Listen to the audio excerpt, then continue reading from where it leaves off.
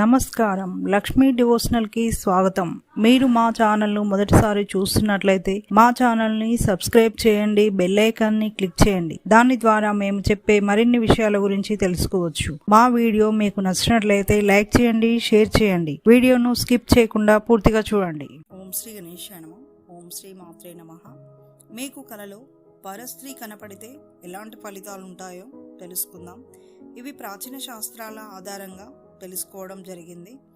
కలలో పరస్త్రీని కౌగిలించుకున్నట్లు కనపడినట్లయితే మీరు చేసే పనులలో కానీ చేయబోయే పనులలో కానీ మంచి శుభం జరుగుతుంది, అనుకున్న పనులు ముందుకు వెళ్ళగలవని సూచన.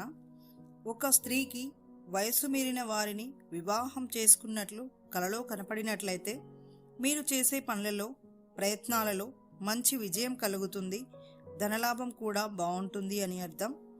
మీకు కలలో వరుస కాని వారితో సంబంధాలు పెట్టుకున్నట్లు కనపడినట్లయితే మీరు చేసే పనులలోనూ చేయబోయే పనులలోనూ మీ వృత్తి వ్యాపారాలలోనూ మీ ప్రయత్నాలలోనూ పలు రకాలుగా శుభాలు జరగబోతాయని సూచన.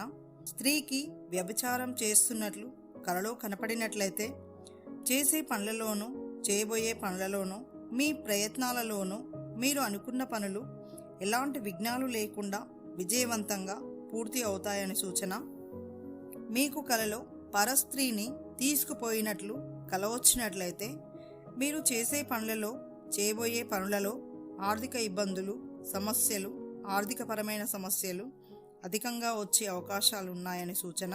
కొత్తగా వివాహమైన స్త్రీకి తన భర్త చనిపోయినట్లు లేక తెల్లని చీరను కట్టుకున్నట్లు కలలో కనపడినట్లయితే మీకు మీ జీవితకాలంలో సంతాన సౌభాగ్యాలు బాగా పెరుగుతాయి, సుఖవంతమైన జీవనం గడపగలరు, సుఖ సంతోషాలతో ఉండగలరని సూచన.